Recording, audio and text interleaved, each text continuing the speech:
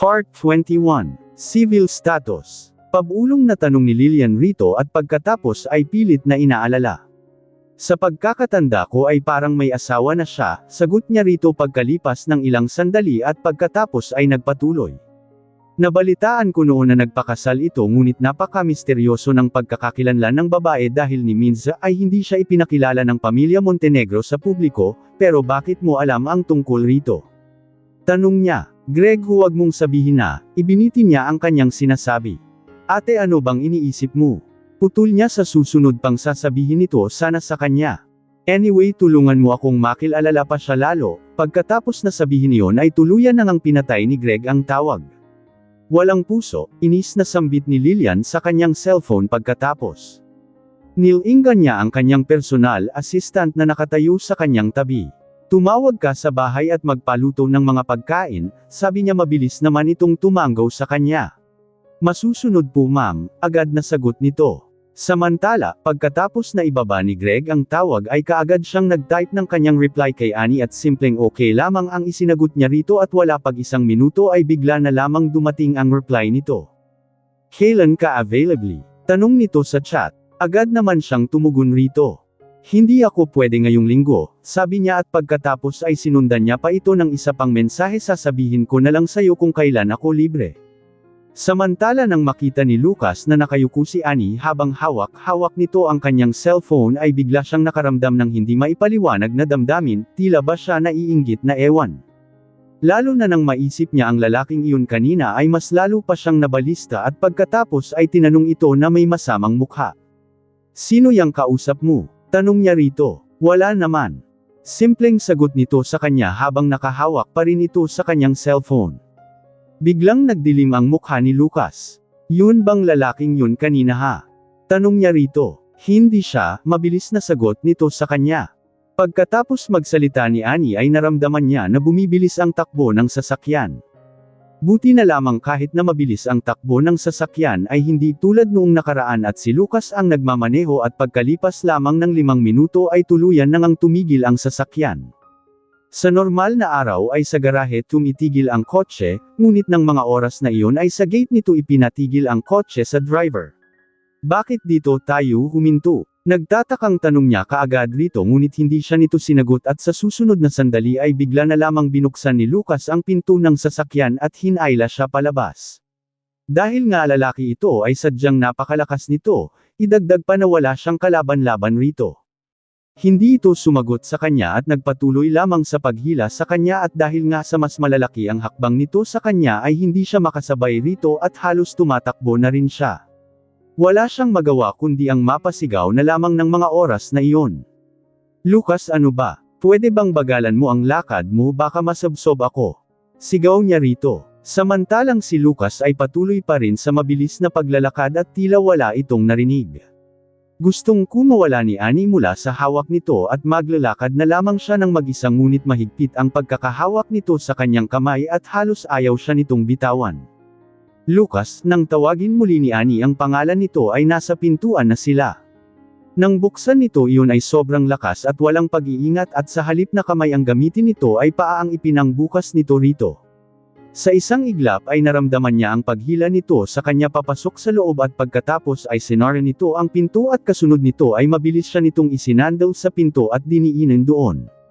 Dahil sa bilis ng ginawa nito ay tumama ang kanyang likod sa pinto at pakiramdam pa nga niya ay mukhang napilayan pa yata siya dahil sa ginawa nitong pagsalya sa kanya. Nang magkasalubong ang mga mata nila ni Lucas ay bigla siyang pinangilabutan dahil sa nakakatakot na mga titig nito sa kanya ng mga oras na iyon. Ang mga mata nito sobrang madidilim. Natakot siya bigla. Lucas, ano bang nangyayari sa'yo? Gusto niya sanang idugtong ngunit pagkatapos lamang niyang sabihin ang pangalan niyo ay bigla na lamang bumaba ang mukha nito sa kanya at tinakpan nito ang kanyang mga labi gamit ang mga labi nito. Sa pagkakataong iyon ay mas marahas ang uri ng paghalik nito sa kanya kaysa kanina. Siguro dahil nasa bahay na sila kaya wala na siyang anumang iniisip ay sinunod niya ang kanyang nasa isip. Mabilis niyang inilagay ang kanyang mga kamay sa dibdib nito at itulak ito palayo, upang makatakas siya sa kalupitan nito at makalayo muna siya rito. Ngunit si Lucas ay tila bakal na inilagay ang kanyang mga braso sa pinto at naipit siya ng direkta sa pagitan ng mga braso nito. Dahil walang paraan para makatakas siya sa kamay nito ay pwede lamang niyang idiin ang kanyang likod sa pinto at hayaan na lamang itong halikan siya. Sadyang nakakatakot si Lucas ng mga oras na iyon. Naramdaman ni Annie na wala itong nararamdaman kundi galit ng mga oras na iyon dahil sa marahas na paghalik nito sa kanya. Lucas, ayoko. Tama na please, pagpupumiglas ni Annie at kasabay ng pagmamakaawa niya rito dahil saglit siya nitong binitawan habang naghahabol sila pareho ng hininga. Ngunit tila walang narinig si Lucas at hinawakan lamang nito ang kanyang bewang at ang isang kamay naman nito ay inilagay sa likod ng kanyang ulo na mas lalo pa siya nitong hinalika. Nang makita niya ang mga mata ni Lucas na sobrang mapupula ay napaisip tuloy siya, mukhang nababaliw na ito. Isa pa ay noon pa man ay napakagaling nito na kontrolin ang emosyon ngunit ngayon ay tila lubusan na itong nawalan ng kontrol. Samantala, hindi alam ni Lucas kung bakit galit na galit siya ng mga oras na iyon. Sa tuwing naiisip niya ang lalaking iyon na kausap ni Annie ay gusto niyang kunin si Annie at ipakita rito kung sino siya sa buhay nito. Nang mga oras na iyon ay bigla na lamang sumakit na ang bibig niya at pagkatapos ay may nalasahan na siyang dugo. Noon lamang niya napagtanto ang nangyari ngunit hindi siya bumitaw at nanatiling nakayapos pa rin kay Annie. Hindi siya aakalaing gagawin iyon ni Annie sa kanya at sa sumunod na sandali ay muli na namang ibinuko nito ang bibig upang kagatin siya ng napakalakas. Ouch! Daing ni Lucas dahil sa ginawa niya at sa pagkakataong iyon ay bigla na lamang siya nitong binitawan bigla. Tinitigan niya ito na may mapupulang mga mata at nanginginig ang katawan. Lucas, ikaw ang may kasalanan kung bakit ko ginawa yan. Sinabi ko na sa iyo kanina na ayoko at halos nagmakaawa na ako pero hindi mo pa rin ako binitawan. Wala akong choice, sabi niya rito. Sa katunayan ay halos pareho lang silang may dugo ang mga bibig ng mga oras na iyon. Nasugatan din ang bibig niya dahil sa ginawa ni Lucas na marahas na paghalik sa kanya. As expected. Ayaw mo pa rin na magpahalik sa akin. Sabi nito at pagkatapos ay iniunat ang mga kamay upang panasan ang dugo sa gilid ng bibig nito at pagkatapos ay bigla na lamang tumawa. Wala siyang nagawa kundi ang mapatitig na lamang rito. Pagkalipas ng ilang sandali ay bigla itong tumigil at ngumiti sa kanya. Kahit na anong sabihin mo kahit ayaw mo ay hahalikan pa rin kita kapag ginusto ko. Malamig na sabi nito sa kanya. Ang isang melon na pilit ay hindi matamis, malamig din na tugon ni Annie rito habang nakatitig sa mga mata nito. Ngumiti ng malalim si Lucas sa kanya at pagkatapos ay sumagot. Hindi mo naman malalaman kung hindi mo titikman kung talaga bang matamis o hindi ba. Sagot nito at pagkatapos ay nagpatuloy. Sa tingin ko naman ay sakto na ang tamis, dagdag nitong sabi sa kanya. Lucas, nakakuyong ang mga kamay niyang tawag rito. Ngunit hinawakan lamang ni Lucas ang mga kamay niya. Ani, hindi mo pa naman nakakalimutan na kasal pa rin tayo, hindi ba? Tanong nito sa kanya. Makakalimutan ko ba? Angle naman niya rito. Paano niya makakalimutan na kasal pa rin sila samantalang hindi naman iyon nawaglit sa isip niya at higit sa lahat ay iyon naman kasi ang pinangarap niya simula nang makita niya ang kagwapuhan nito. Ito lang naman ang laging nakakalimot at hindi siya. Mabuti naman kung ganon, sabi nito sa kanya. Kung ganon ay lumayo ka sa lalaking iyon. Dagdag pa nito sa kanya. For some reason, ay hindi talaga gusto ni Lucas ang lalaking iyon. Lucas, nakikipagkaibigan lang ako at hindi kita niloloko. Sobra ka naman na yata sa akin kung ganon. Madamdaming sabi niya. Biglang tumunog ang cellphone ni Annie na hawak-hawak pa rin pala niya hanggang sa mga oras na iyon. At alam niya kaagad kung ano iyon dahil sa ringtone nito. Isa iyong chat. Ibigay mo sa akin ang cellphone mo. Sabi nito sa kanya at agad niya naman itong inabot rito. Sa katunayan ay hindi naman pinapakialam ni Lucas ang cellphone niya simula nang magsama sila pero ng mga oras na iyon ay nagka-interes ito na hawakan o tingnan man lang ito. Bigla tuloy siyang kinabahan ng mga oras na iyon. Itinaas niya ang kanyang kamay upang kuhanin na muli ang kanyang cellphone ngunit mas itinaas nito iyon at hindi niya ito maabot. Bakit parang kinakabahan ka? Dahil ba sa lalaking iyon galing ang chat na ito? Tanong nito sa kanya. Yung ka-chat mo kanina sa Cost, siya rin hindi ba? Dagdag nitong tanong sa kanya. Napakagatlabi si Annie bigla ng mga oras na iyon at hindi makasagot sa tanong nito sa kanya. Ang mga mata ni Lucas ay biglang namula sa labis na galit.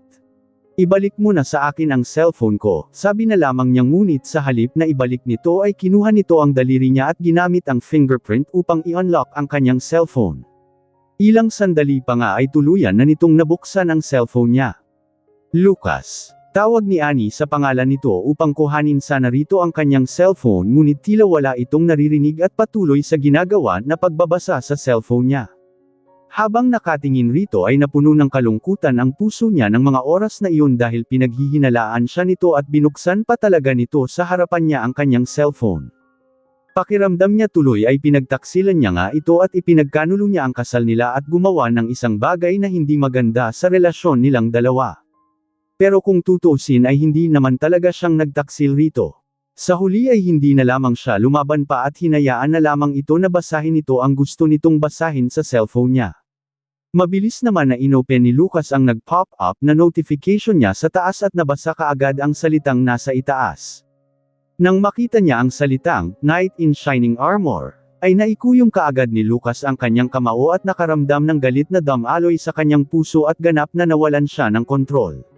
Knight in Shining Armor. Ang mga salitang ito ay bigla na lamang umalangaw-ngaw sa ulo ni Lucas na parang isang baliw at hindi niya kayang alisin iyon. Ni minsan ay hindi siya nito tinawag ng ganon, ngunit tinawag nito ang ibang lalaki sa ganoong paraan. Hindi pa ba problema na matatawag ito sa pagitan nila? Ibinaba niya ang cellphone ni Annie at pagkatapos ay pinatay niya ang cellphone at ibinalik niya sa kamay nito. Ito ba ang dahilan kaya ayaw mong ipakita sa akin kanina ng cellphone mo? Puno ng panunuyang sabi niya rito. Anong dahilan? Tanong ni Annie rito, ngunit nang marinig niya ang tanong nito ay bigla na lamang nagpanteng ang tenga niya dahil sa kanyang narinig. Biglang uminit ang ulo niya. Anong ibig sabihin nito sa sinabi nito? Halata namang malinis ang cellphone niya pero ngayon nakausap niya si Greg ay para siyang may tinatagong dirty secrets. Lucas, anong ibig mong sabihin? Galit na tanong niya rito. Anong ibig kong sabihin ha? Ulit nito sa kanyang tanong at pagkatapos ay tumingin sa kanya na may sarkasmo ang mga mata. Knight in Shining Armor. Talaga ba, Annie, na kaya mo siyang tawagin na ganun? Napakapangit ng termino na ginamit mo sa kanya, sabi nito sa kanya na may halos panunuya ang tinig. Ibinuka ni Annie ang kanyang bibig at magsasalita na sana, ngunit pagkatapos niyang marinig ang sinabi nito ay bigla na lamang niyang isinara muli ang kanyang bibig at hindi na lamang nagsalita. Pangit. Pangit ba ang tawagin itong ganon? Samantalang totoo naman na kapag oras na kailangan niya ito ay palagi na lang itong lumilitaw mula sa kung saan, kaya tama lang ang pangalan nito sa kanyang contacts. Isa pa ay ano naman rito? Anong pakialam nito? Ito kaya, paulit-ulit siya nitong iniwan para kay Trisha. Kapag ba kasama nito si Trisha at nakikipagkwentuhan ito rito ay naisip ba siya nito? Na siya ang asawa niya. At higit sa lahat ay naaalala ba siya nito kapag kasama nito ang babaeng iyon? Naisip ba nito ang nararamdaman niya noong mga panahong kailangan niya ito pero nasa piling siya ni Trisha? Hindi. Hindi siya nito naalala kahit saglit dahil ang mata at puso nito ay walang ibang nakikita kundi si Trisha lang. Hanggat nasa puso niya ito ay wala siyang magiging puwang rito. Lucas, hindi mo ba naisip na katawa-tawa ang sinabi mo? Huwag mong sabihin na may namamagitan sa amin ni Greg, kahit na anong sabihin mo ay ipagpipilitan ko sayo na wala kaming relasyon at walang katotohanan ang nasa utak mo. Sabi niya rito. Dahil sa sobrang inis niya ay hindi na niya naisip ba kung ano ang mga salitang binitawan ni Annie. Anong sinabi mo? Nang marinig ni Lucas ay mas lalo pang tumindi ang galit niya at nagsilabasan ang mga ugat sa noon niya. Ang kanyang mga mata ay halos maglabas ng apoy ng mga oras na iyon habang nakatitig kay Annie. Kung nakakamatay lang siguro ang mga titig na iyon ay baka kanina pa bumulagta sa sahig si Annie at tila ba kung titingnan ay parang gusto siya nitong kainin ng buhay. Lucas, huwag kang gumawa ng isang away na wala namang katotohanan. Ikaw at si Trisha ay pwedeng gumawa ng kahit na anong gusto niyong gawin pero ako. Napahawak si Annie sa kanyang dibdib. Kahit na wala akong ginagawang masama ay pinagbibintangan mo ako. Isa pa ay tinatawag mo lang akong asawa pero hindi ka nagpapakaasawa. Saad niya. Malamig na tinitigan siya ng malalim na mga mata ni Lucas. Anong sabi mo? Tinatawag lang na asawa. Kung ganun, sabihin mo sa akin ngayon kung ano ang mga bagay na gusto mong gawin, malamig na sabi nito sa kanya. Hindi na nagsalita pa si Annie at pumikit na lamang at bigla siyang binalot ng lungkot. Kahit na ilang beses niyang ipaliwanag ang sarili niya rito ay wala iyong kabuluhan. Isa lang ang alam niya, wala itong tiwala sa kanya. Noong una nang makita niya ito kanina ay nawala ang kaba niya at nakaramdam ng saya at tuwa. Naisip niya na kahit na ano pa man ang dahilan sa wakas ay dumating ito para sunduin siya. Ang nangyari sa mall kanina ay nag-iwan pa sa kanya ng takot at kaba sa kanyang puso at para bang may trauma pa rin siya. Gusto niyang yakapin ito at sabihin rito ang lahat ng takot na naramdaman niya kanina, pero nagbago na ang isip niya. Hindi na kailangan na sabihin rito iyon. Kalimutan mo na lang ang mga sinabi ko. Isipin mo na lang ang gusto mong isipin, sumusukong sabi niya rito. Pagod ako at gusto ko nang magpahinga, dagdag niyang sabi rito. Pagkatapos niyang magsalita ay agad siyang tumalikod rito at umakyat sa taas habang hawak-hawak ang kanyang cellphone. Pagkapasok niya sa silid ay kaagad siyang nag-ready ng kanyang damit at dali-daling nagbabad sa bathtub. Habang nakababad siya sa bathtub ay hindi niya maiwasang mapaisip. Sa totoo lang ay walang nakakaalam kung gaano siya natakot kanina nang sabihin sa kanya ni Olivia na tawagan niya si Lucas nang nasa mall pa siya. Hinawakan niya kanina ang kanyang cellphone at ang kanyang puso ay para bang lalabas sa kanyang lalamunan dahil sa sobrang kaba niya. Natatakot siya na baka kapag tinawagan niya ito ay sabihin ito sa kanya na marami itong ginagawa, natakot siyang mapahiya. Lalo pa siyang mas natakot na baka hindi man lang siya nito sunduin sa kabila ng pakiusap niya. Bigla siyang napapikit. Lucas, nasaan ka noong mga panahong kailangan kita? Kapag ba tinawagan kita ng tulong kanina ay pupunta ka ba? Alam mo bang na-stalk ako sa mall at muntikan ng mamatay dahil sa mga tapak ng mga tao? Alam mo ba kung paano ako nag-alala sa mga baby ko noong mga oras na iyon? Alam mo ba na ikaw ang una kong naalala noong nandoon ako nakahiga habang tinatapak-tapakan nila ako? Alam mo ba na gustong-gusto kong humingi sa iyo ng saklolo? Hindi mo alam, wala kang alam. Hindi man lang nito alam ang katotohanan kung bakit sila nag-uusap ni Greg kanina dahil lang sa iniligtas siya nito sa gitna ng mga taong nagkakagulo. Kung baka hindi ito dumating para iligtas siya ay baka namatay na siya dahil lang sa mga tapak ng tao sa kanya at baka hindi lang siya, maging ang mga anak niya. Isa pa ay may mga galos ang paa niya. Agad niyang tinignan ang kanyang paa at nakita niya na sunod-sunod ang mga pasa na makikita doon at ang iba ay mga kulay asul. Mukhang daplis lang ngunit ang iba ay naging dark purple na at mukhang nakakatakot. Ramdam na ramdam niya ang kanyang pagod at hindi lang basta pagod, kundi pagod na pagod. Pagod na halos wala ng lakas para magpaliwanag pa. Hindi niya matindaan kung gaano siya katagal na nagbabad doon at dahil sa sobrang pagod niya ay halos hindi na niya kayang imulat pa ang mga mata niya. Sa wakas ay ginamit niya ang kanyang natitira pang lakas upang magbihis at pagkatapos ay lumabas sa banyo at nahiga siya kaagad sa kama. Paghiga niya pa lang ay agad siyang nakatulog.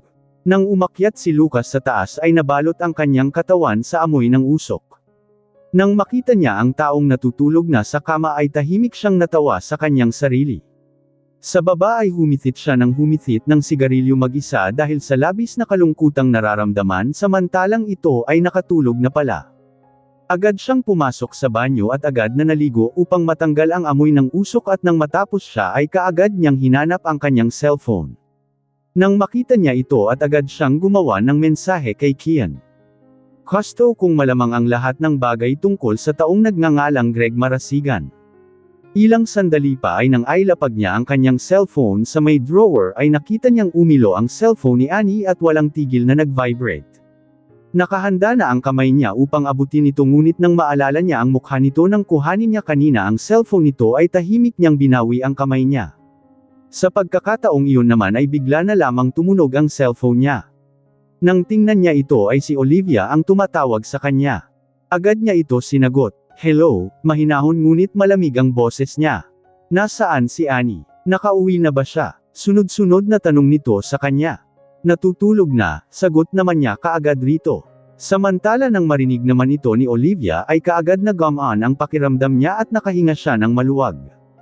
Kanina pa kasi siya nag-aalala rito lalo pa at nabalitaan niya mula sa mga inutusan kanina ng manager niya na susando sana sa kanya na bigla na lamang daw itong nadapa sa karamihan ng tao. Kumusta ang mga sugat niya? Malala ba? Binigyan mo ba siya ng gamot? Sunod-sunod na tanong niya rito. Ariong sabi mo, nasaktan siya. Tanong naman nito sa kanya na nagpakunot ng noo niya. Nang marinig ito ni Lucas ay dali-dali niyang itinaas ang kumot na nakabalot rito at pagkatapos ay bahagya niya ring itinaas ang suot nitong pijama. Doon tumambad sa kanya ang binti ni Annie na puno ng pasa at pagkatapos ay dahil doon ay agad na nanlamig ang mga kamay niya. Kasabay nito ay bigla na lamang niyang pinag-alitang ang sarili niya. Bakit nga ba hindi niya napansin na may sugat pala ito at mga pasa? Samantala nang marinig naman ni Olivia na walang sumasagot sa kabilang linya ay bigla siyang nabalisa. Hoy Lucas, huwag mong sabihin sa akin na hindi mo alam kung ano ang nangyari kay Annie hanggang sa mga oras na ito. Tanong niya kaagad rito. Samantala si Lucas ay walang balak tumanggi sa sinabi nito sa kanya. Naging pabaya ako, iyon ang mga salitang lumabas sa bibig niya. Bagamat malapit ng mina si Olivia dahil sa kawalang pakialam nito kay Annie ay pinili na lamang niya na kalamian ang siroli niya. Ibig sabihin ay hindi mo talaga alam kung ano ang nangyari. Tanong niyang muli, sabihin mo sa akin, anong nangyari? Hindi ba at namimili lang kayo kanina? Tanong nito sa kanya. Agad na nanginig ang puso ni Lucas dahil sa sinabi niya. Sa totoo lang ay iyon naman talaga ang alam niya na namimili ang mga ito. Sino bang may sabing kapag namimili ay hindi pwedeng ma-accident? Isa pa sa totoo lang ay masayang-masaya kaming namimili kanina, kaso lang ay noong patapos na kami ay bigla na lamang naming nakita ang ex-girlfriend mo at ang pinsan mo, sagot niya rito. Inaway ba nila si Annie? Agad na tanong ni Lucas rito. Siyempre hindi dahil nandoon ako. Wala silang magagawa kapag nandoon ako pero Lucas, isa lang ang masasabi ko. Pagsabihan mo ang pinsan mong iyon dahil sino ang nagbigay sa kanya ng lakas ng loob para sugulin si Annie. Inis na sabi nito sa kanya. What happened next? What happened? Sabihin mo sa akin kung paano siya nasugatan. Sabi niya rito. Narinig niya na napabuntong hininga ito bago sumagot. Pauwi na sana kami at katatapos lang naming kumain nang bigla na lamang nagkumpulan ang mga tao sa labas ng restaurant kung saan kami kumain. Nalik kung nasaan ako at ang karamihan ng mga nagpunta doon ay puro mga hindi ko pa tagahanga. Hiniling ko kay Annie na mauna siyang lumabas ngunit ang sitwasyon ay nawala sa kontrol. Nadapa siya sa gitna ng mga tao at malamang sa malamang ay natapakan siya ng mga ito at narinig ko na may nagligtas daw sa kanya at kung hindi siya nailigtas mula doon ay baka. Hindi na nito itinuloy pa ang sasabihin ng pagkatapos ay dali-dali lang nitong pinatay ang tawag. Pagkatapos ibaba ni Lucas ang telepono mula sa kanyang tenga ay muli niyang tinitigan ang mga malalim at mababaw na mga galos sa mga binti ni Annie. Biglang bumilis ang tibok ng kanyang puso. Bigla siyang nagsisi ng mga oras na iyon at sinisi niya ang kanyang sarili nang maisip niya ang eksenang pinagdaan nito kanina.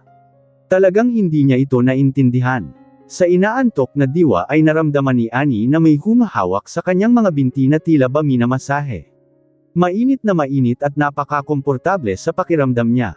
Nagkaroon din ng malamig na pakiramdam sa mismong sugat niya at hindi mahapdi. Sa kabila nito ay dahil sa pagod ay halos hindi niya magawang imulat ang kanyang mga mata upang tingnan ito. O baka ay nananaginip lang siya. Sa panaginip kasi ay napakaraming magandang bagay na nangyayari at kapag iminulat na ang mga mata ay wala na. Samantala pagkatapos naman ni Lucas na mamasahe ang mga pasa ni Annie ay nilagyan ni Lucas ng gamot ang mga pasa ni Annie at ang pagkatapos ay nilagyan naman niya ng band-aid ang mga gasgas nito na may bahid pa ng dugo ang mga sugat. Nang makita niya ang kanyang makinis at mapuputing mga binti na natatakpan ng mga berde at pulang mga marka ay bigla na lamang siyang mas nagalit pa sa sarili niya. Sa mga oras na iyon ay bigla na lamang muling tumunog ang cellphone niya at nang tingnan niya iyon ay kaagad niyang nakita na si Kian ang tumatawag kaya kaagad niyang sinagot ito. Sir, ngayon ko lang na lamang na isa pala si Ma'am Annie ang na-stalk sa mall kanina noong nagkakagulo ang mga tao. Gusto niyo po bang makita? Tanong nito kaagad sa kanya. Oo, mabilis namang niyang sagot rito. Okay po sir, ipapadala ko po sa inyo ito, sabi nito at pagkatapos ay pinatay na ang tawag. Pinili ni Kian ang video kung saan ay palabas na sana sina Olivia at Annie hanggang sa makaalis ang mga ito sa mall. Nang matanggap ni Lucas ito ay kaagad niyang pinanood ito. Sa video ay napakaingay, may mga tao kahit saan, sa loob man o sa labas. Halos sumakit din ang kanyang ulo habang naunood. Sa restaurant, halos iilan lang ang tao at kabilang doon sina Olivia at Annie kung saan ay nakatanaw sila sa labas at walang magawa. Nang tumagal ay katulad nga ng sabi ni Olivia sa kanya kanina na nagpadala nga ang kanyang manager ng mga tauhan nito upang sunduin siya at pagkatapos ay nakita niya rin na ang ilan nga sa mga ito ay prinotektahan si Annie bago ito lumabas. Ngunit dahil nga sa dami ng tao sa labas ay nagkagulo at bagamat protektado si Annie ay galit na galit ang mga tao na pinalibutan siya ng mga tagahanga at nagsiksikan upang mapalapit sa kanya. Nakailang hakbang lang siya at ilang sandali pa ay doon na nga nadapa si Annie sa sahig. Annie, bulong niya nang makita niya ito nang makita niya ang mga paa ng mga tao na galit na umaapak sa mga binti ni Annie at ang ilan pa ay halos sabay-sabay pa ang ginawang pag-apak sa kanya ay bigla siyang napasigaw sa labis na galit. Bigla niyang pinatay ang kanyang cellphone. Wala siyang lakas ng loob na ipagpatuloy pang panuurin ang nangyari kay Annie. Tumayo siya mula sa kanyang kinauupuan at dinampot ang kaha ng sigarilyo. Mabilis siyang nagsindi at pagkatapos ay humithit at bumuga ng usok at ang kanyang mukha ay bigla na lamang nabalot ng makapal ba usok. Nang itapon niya ang kanyang sigarilyo ay nagmura siya sa pagitan ng kanyang mga paghinga. Hindi niya akalain na nasaktan ito ng husto at bilang asawa niya ay hindi man lang niya ito natulungan sa halip ay napagbintangan niya pa ito at inaway ng dahil lang sa lalaking iyon. Pagbalik niya sa silid ay agad na itinaas ni Lucas ang kumot at dali-daling humiga sa kama. Nang makita niya ang payat na katawan ni Annie na nakayakap sa isang una na halos mahulog na sa kama dahil nasa pinakagilid na ito ay kaagad niyang niyakap ito na may kasamang guilt dahil sa kapabayaan niya. Pagkatapos ay ibinaba niya ang kanyang ulo at hinalika ang noo ni Annie. Pasensya ka na Annie, bulong niya rito at sa kasamaang palad ay hindi narinig ni Annie ang mga salitang ito. Ni hindi man lang niya nakita ang ekspresyon ng mukha nito nang sabihin niya sana ang mga salitang iyon. Nang magising si Annie ay umaga na at nakakulong siya sa isang mainit na yakap. Pag-angat niya ng kanyang mukha ay agad na sinalubong siya ng pamilyar na mukha ni Lucas. Nang makita niya ito ay agad siyang kumawala rito at bahagyang lumayo. Dahil sa pagtulak ni Annie sa kanya ay automatikong gumalaw ang mga kamay ni Lucas at muling hinayla si Annie pabalik sa kanyang mga bisig. Gulat naman na napatingin si Annie sa mukha nito dahil ang akala niya ay tulog pa rin ng mga oras na iyon si Lucas, ngunit sa kabilang banda ay hindi nito alam na matagal na pala itong gising at hindi lamang nito iminumulat pa ang mga mata. Makalipas ang 3 minuto ay muli niyang sinubukang lumayo rito ngunit nang igalaw pa lamang niya ang kanyang mga kamay ay mas mabilis na naman na gumalaw ang mga kamay nito at pagkatapos ay mahigpit siya nitong niyakap at pagkatapos ay bamulong. Well, inaantok pa ako. Pwede bang samahan mo muna akong matulog, sabi nito sa pinaka-sexing tinig nito. Agad na tumigil ang paggalaw ng kamay ni Annie at masunurin niyang hinawakan ang mga bisig nito. Kaya lang ay nang may maalala siya ay kaagad siyang nagangat ng ulo at pagkatapos ay tumitig sa lalaking nakapikit sa kanyang harapan. Lucas, kilala mo ba ako? Baka nagkakamali ka lang at na-realize mo na ba na mali ka? Sunod-sunod na sabi niya rito. Alam ko at hindi ako aamin sa pagkakamali ko, inaantok na sagot nito sa kanya. Dahil sa sagot nito ay bigla siyang nagtaka. Kung ganon ay bakit siya nito niyakap ng mahigpit? Hindi ba at galit na galit ito kagabi sa kanya? Siguro ay tulog na ito kaya siya nito niyayakap ng mahigpit o kaya ay mukhang nagkakamali lang ito. Lucas, mas mainam na ibukas mo na ang mga mata mo para makita mo ng malinaw na ako si Annie at hindi si Trisha. Mabilis na sabi niya rito. Pagkatapos niyang magsalita ay kaagad na iminulat ni Lucas ang kanyang mga mata. Marahil dahil sa kagigising lamang nito ay ang mga mata nito ay namamaga at mukha busog sa tulog ay ang mga singkit nitong mga mata ay nagmukhang kaakit-akit sa paningin niya. Alam kong ikaw si Annie, matigas na sagot nito sa kanya. Napatingin naman siya kaagad rito at sa pagkakataong iyon ay akala niya ay ang sasabihin nito ay alam nitong siya ang mahal nito ngunit bigla na lamang siyang parang sinampal dahil rito. Bigla siyang napapikit at pagkatapos ay agad niyang naisip ang masasakit na salitang binitawan nito sa kanya kagabi na paulit-ulit niyang naririnig sa kanyang isipan. Isa pa ay bigla niyang naalala ang mga panahong nakita niya kung paano nito alagaan at kung paano ito magmalasakit kay Trisha at sobrang nasasaktan siya. Hanggang sa bigla na lamang niyang naramdaman na niyakap siya ng isang pares ng bras at pagkatapos ay tumayo si Lucas at ibinaba ang kanyang ulo at marahang hinalikan nito ang nakasara niyang mga mata. Pakiramdam niya ng mga oras na iyon ay tila ba siya nito tinatrato na isang napakahalagang tao sa buhay nito. Ngunit alam niya ang pagkakaiba ng kilos nito sa kanya at kay Trisha. Ibang-iba. Ani pasensya na, sabi nito sa kanya at nang marinig niya ito ay agad siyang natigilan. Hindi siya makapaniwala sa kanyang narinig. Bihirang-bihira lamang niyang marinig na tawagin siya nito sa masuyong paraan at higit sa lahat ay bihira lamang din na humingi ito ng tawad sa kanya. Inaamin niya na naantig kaagad ang puso niya dahil rito. Lalo na nang hawakan siya nito at dahan daw ang idiniin ang mga labi nito sa kanyang punong tenga. Malamyos at magiliw ang boses nito na nagpalambot talaga ng puso niya. Ipinikit ni Annie ang kanyang mga mata at sinumpa niya ang kanyang sarili kung bakit nagpapaapekto siya sa paglalamang nito sa kanya. Hindi ba at sinaktan kanya ng paulit-ulit? Pag-alit niya sa kanyang sarili. Lucas, pwede ba akong magtanong? Sige, mabilis naman na sagot nito sa kanya. Ano ako para sa'yo? Tanong niya rito. Asawa ko, mabilis naman na sagot nito sa kanya. Ang sagot nito ay isang malinaw at matatag na sagot ngunit nang marinig ni Annie ang sagot nito ay bigla na lamang siyang nalungkot. Sumakit bigla ang kanyang puso at biglang umasim ang mukha ngunit gumuhit ang isang ngitaw sa labi niya. Salamat sa sagot pero, itinuturing mo ba talaga akong asawa mo? O baka asawa lang sa papel? Hindi niya napigil ang maisa boses. Lucas, tao ako na may damdamin din. May pakiramdam din ako at may mga gusto at ayaw ako. Nasasaktan din ako at umiiyak. Isa pa ay bakit hindi ako pwedeng makipag-usap sa ibang lalaki o mga tao. Wala naman akong ginagawang masama. Isa pa ay hindi ko naman hinihiling sa'yo na mahalin mo ako pero pwede bang huwag mo akong saktan ng paulit-ulit. Mahaba niyang saad rito. Hindi ako hayop na pusa o aso na kapag sinabihan mo ako ng ilang salita ay susunod na ako kaagad sa'yo, dagdag pa niyang sabi rito. Pagkatapos magsalita ni Annie ay niyakap lang siya ni Lucas ng mas mahigpit pa. Mahigpit nitong ipinulupot ang mga braso nito sa payat niyang bewang at pagkatapos ay ipinatong ang ulo sa leeg niya at huminga. Walang nagsalita sa kanilang dalawa at bigla na lang tumahimik ang kwarto. Pagod si Annie at pagod din ang puso at katawan niya. Bitawan mo ako, tatayo na ako. Sa wakas ay nagawa ni Annie na magsalita. Samantala sa halip naman na pakawalan na siya nito ay sa braso naman siya nito mahigpit na hinawakan at pagkatapos ay tumingin sa kanyang gamit ang madidilim nitong mga mata at seryosong nagsalita. Mula pa kagabi ay iniisip ko na kung paano mo ako mapapatawa. Sabi nito sa kanya, alam kong nasaktan kita at hindi ka okay at malungkot ka rin. At isa pa ay alam ko rin na mali ako kahapon, huwag kang magsalita. Putol ni Annie sa sasabihin nito sa kanya at pagkatapos ay dali-dali niyang tinakpan ang kanyang tenga. Ayaw niyang marinig. Ayaw niyang marinig ang mga susunod na sasabihin pa nito sa kanya. Alam niyan malambot lang ang puso niya at hanggat naririnig niya ang mga sasabihin pa nito ay baka mapatawad niya ito kaagad. Tumigil ka na pagsasalita Lucas. Please lang, tumigil ka na sa pagsasalita mo at ayoko nang marinig pa ang mga sasabihin mo, sabi nito sa kanya.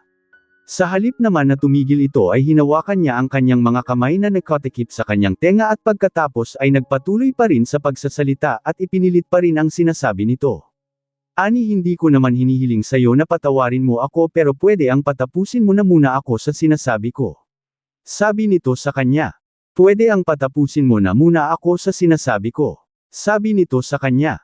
Inaamin ko na pinakasalan kita dahil sa utos ni Lolo at noong bumalik si Trisha ay oo.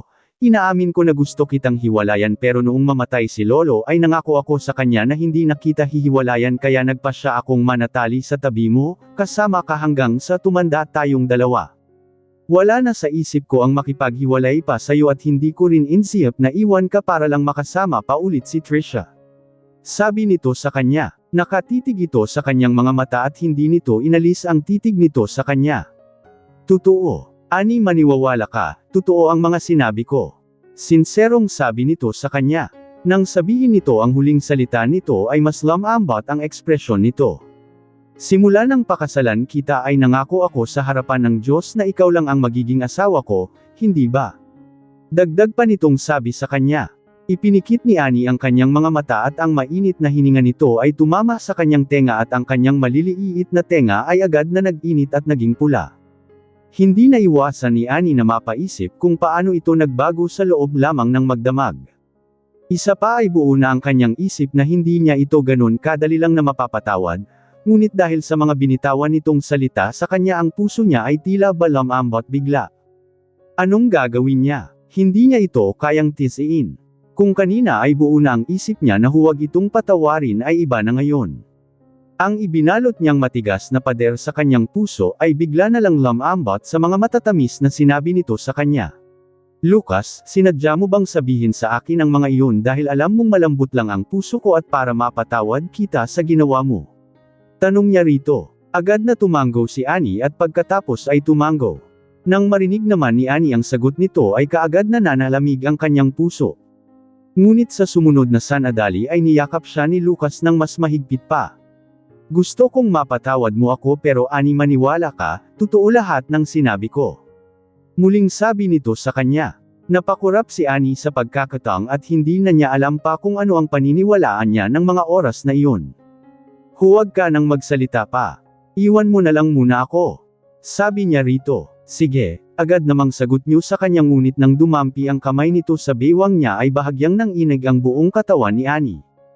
Lalo na nang damaloy ang init ng kamay nito ay bigla na lamang tila kumalat ang init na iyon sa buong pagkatao niya. Lucas, walang silbi ang mga ginagawa mo, saad niya ngunit ang mga kamay ni Lucas ay patuloy na humahaplos sa kanya at pagkatapos ay bamulong sa kanyang tenga na halos ikapikit niya. Manahimik ka na lang Annie at ikaw ang huwag nang magsalita. Bulong nito sa kanya. Dahil sa sinabi nito ay hindi rin siya nakapagsalita lalo pa at grabe ang lapit nito sa kanya ng mga oras na iyon. Ang lalaking ito, kailan pa siya naging ganito? Ito pa rin kaya ang lalaking Lucas na kilala niya o iba na? Samantala sa katunayan ay hindi na rin halos makilala ni Lucas ang sarili niya ng mga oras na iyon. Kahit na magkasama sila noon ni Trisha sa mga nakaraang mga taon ay nagkakaroon rin sila lagi syempre ng away ngunit ni minsan ay hindi man lang niya maalala na sinuyo niya ito kahit na minsan lang.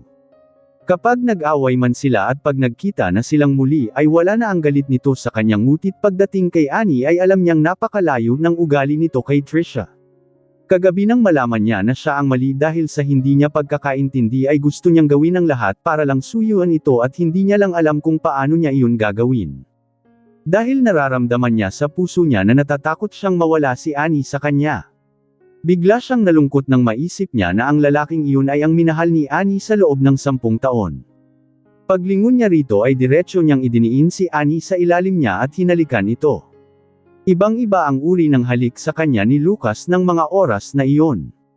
Itinaas niya ang kanyang kamay upang sana itulak ito ngunit bigla na lamang niyang nakalimutan ang kanyang panlalaban nang gumalaw ang mga labi nito.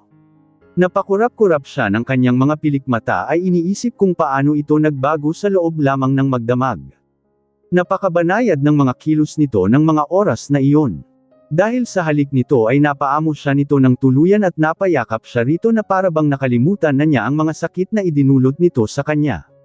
Ani-ani paulit-ulit na ibinulong nito ang pangalan niya at ang bawat pagbigkas nito ay napakatamis at sobrang napakabanayad. Walang ginawa si Annie para tumutol rito, nagpaubaya siya. Hinayaan niya ito na gawin nito ang gusto nito. Sa sobrang saya na nararamdaman niya ng mga oras na iyon ay ipinikit niya ang kanyang mga mata at hinayaang tumulo ang luha sa kanyang mga mata dahil sa labis na kagalakan. Yumuko si Lucas at unti-unting hinalikan mga luha na tumulo mula sa kanyang mga mata. Noong unang beses niyang makita si Lucas ay wala siyang ibang pinangarap kundi sana isang araw ay yakapin siya nito at halikan ng buong pagsuyo. Napakatagal niya iyong hinintay at hindi niya inaasahang ngayon na maisa sa katuparan ang pangarap niyang iyon ngunit bigla na lamang siyang nakaramdam na tila ba may mali kaya dali-dali niyang hinawakan ang kamay ni Lucas. Tumigil naman ito sa paghalik sa kanya at tumitig sa kanya na namumungay ang mga mata. Umiling siya rito. Lucas, huwag. Binawi ni Lucas ang kamay niya at nagpatuloy sa paghalik kay Annie. Sa mga sumunod na sandali ay ang mga halik nito ay nagpalimot sa kanya ng iniisip niya kanina. Nadala siya sa bawat galaw ng malambot nitong mga labi at pagkatapos ay idiniin nito ang noo sa kanyang noo at ang kanyang tinig ay namamaos at napaka-sexy, punong-puno ng pagtitiis. Ani, hindi ba talaga pwede? Tanong nito sa kanya habang ang mga daliri nito ay masuyong nakahawak sa kanyang buhok at ang kanyang mga mata ay pulang-pula maging ang buo niyang mukha. Gusto mo ba talaga? Tanong ni Annie rito sa mahinang tinig. Sa tingin mo ba, hindi lang gusto, kundi gustong gusto? Mahinang bulong ni Lucas sa kanya. Nang mga oras na iyon nang marinig ni Annie ang sinabi nito ay natalo siya at nakalimutan lahat-lahat ng nasa isip niya kanina. Automatikong iniunat niya ang kanyang mga braso at ipinulupot ang mga ito sa leeg ni Lucas at siya na mismo ang humulik sa labi nito. Hanggang sa walang ibang maririnig sa buong silid kundi mga ungol at daing. Nang muling magmulat si Annie ng kanyang mga mata ay halos tanghali na. Nang mga oras na iyon ay napabangon siya kaagad at doon niya naramdaman na tila ba parang binugbog ang katawan niya at para siyang nawalan ng lakas. Bigla niyang naalala ang sanggol sa sinapupunan niya at bigla siyang nakaramdam ng takot. Sa totoo lang ay kaya niya hinindihan si Lucas kanina dahil sa takot niya na baka may mangyari sa mga baby niya. Kahit na sinabi sa kanya ng doktor na ang unang 3 buwan ang pinakamaselang parte ng pagbubuntis, kaya nag-aalala siya ng mga oras na iyon. Isa pa ay habang nagniniig sila kanina ni Lucas ay sinabi niya na magdahan-dahan ito ngunit hindi ito samaan sa kanya. Bagamat 2 taon na silang kasal ay halos bilang lang talaga ang pagkakataon na magniig sila at napaisip siya na napakalaking himala na nabuntis siya sa mga pagkakataong may nangyari sa kanila sa nakalipas na mga buwan. Agad siyang tumayo mula sa kama at dali-daling naligo. Pagkatapos niyang maligo ay bumaba na siya kaagad sa kusina at nasa sala pa lamang siya ay naamoy na niya kaagad ang napakabangong amoy ng niluluto mula sa kusina. Masarap ang amoy na ito na dahilan kung bakit napapikit pa siya. 2 buwan na ang nakakalipas nang malaman niyang buntis siya at hanggang sa mga oras na iyon ay lumipas na ang morning sickness niya ngunit ang natira na lamang ay pagkagutom. Gusto niya ay kain siya ng kain lalo na kapag may nakita siya sa hapag na paborito niyang ulam ay halos ayaw niyang tumayo mula sa hapag at halos magliwanag ang kanyang mga mata. Dahil medyo nag-aalala pa si Annie sa kalagayan ng mga sanggol ay bigla niyang naalala ang inireseta sa kanyang pangpakapit ng doktor kaya dali-dali lang siyang nagsali ng tubig sa baso at dinala sa sala, pagkatapos ay muling umakyat sa taas upang kuhanin ang gamot. Pagbalik niya nga sa sala ay nasa kamay na niya ang gamot at handa na sana niyang pulutin ang baso ng tubig nang bigla na lamang may humawak sa kanyang palso kung saan ay nakalagay ang gamot. Nilingan niya ito at agad niyang nakita si Lucas na nakatitig sa gamot na nasa kanyang kamay. Bahagya siyang natigilan at nataranta. Hindi niya alam kung ano ang gagawin niya doon ng mga oras na iyon. "Ano yang iinuman mo?" tanong nito sa kanya. Biglang umilap ang kanyang mga mata at halos hindi alam kung ano ang sasabihin niya rito. Bigla ring bumilis ang tibok ng puso niya ng mga oras na iyon. Ito, ano ta?" Hindi siya makaapuhap ng salitang isasagot rito. Napalunok siya. Sa mga oras naman na iyon ay bigla itong nagsalita nang hindi nito mahintay ang karugtong ng sagot niya. "Mula ngayon, huwag ka nang uminom ng mga contraceptive pills," sabi nito sa kanya. Nang marinig niya ito ay biglang gumaan ang pakiramdam ni Annie dahil ang akala nito sa gamot na nasa kamay niya ay isang contraceptive pill. Hindi ito isang contraceptive pill, masakit kasi ang ulo ko kaya iinom ako ng gamot. Mabilis na sabi niya rito. Sana lamang ay maniwala ito sa palusot niya. Nang mereng naman ni Lucas ang sagot niya ay doon lamang nito binitawan ang kamay niya at doon ay hindi na sinayang pa ni Annie ang pagkakataon at mabilis na isinubo ang gamot at dinampot ang baso ng tubig sa mesa at ininom ito. Sa hapagkainan, napakasarap ng kain ni Annie at napakarami niya ring nakain. Pagkatapos niyang maubos ang una niyang sinandok ay muli siyang naglagay sa kanyang plato. Napakahirap na sa kanya ngayon ang hindi magulit na magsandok dahil kulang na sa kanya. Nang makita ni Lucas na muli siyang nagsandok ng pagkain ay hindi nito napigilan ang magtanong habang pinapanood siya. "Napagod ba kita kanina?" tanong nito sa kanya. Hindi no, nagutom lang talaga ako," sagot niya naman rito at ipinagpatuloy na ang kanyang pagkain. Hindi niya kaagad na gets ang tanong sa kanya ni Lucas. Nang mapatapos niyang lunukan ang nasanayang bibig ay kaagad niyang dinampot ang baso sa kanyang tabi dahil halos mabulunan siya ng tuluyan niyang magets ang sinabi nito sa kanya. Pagkatapos ay uminom ay nilingan niya ito kung saan ay ang kanyang mukha ay namula na sa sobrang hiya. "Lucas, huwag ngang kung ano-ano ang sinasabi mo, kumakain ng tao eh." Sabi niya. "Kung ganon ay bakit ka nagulit na kumain? Di ba dahil kaninang umaga ay, hindi?" Putol niya kaagad sa sinasabi nito. Hindi naman nakakapagod yun, dagdag pa niya upang pagtakpan ang sarili niya. "Talaga?" tanong ni Lucas sa kanya habang nakatitig na may malalim na mga mata. "Kung ganon ay gagalingan ko pa sa susunod," sabi nito sa kanya. Nanlalaki ang mga mata niyang napatitig rito at napayuko. Nagpatuloy na lamang siya sa kanyang pagkain nang hindi na sumasagot pa sa sinabi nito sa kanya. Maiksi lang ang kordon niya at hindi niya kayang sabayan ang pang-asar nito sa kanya.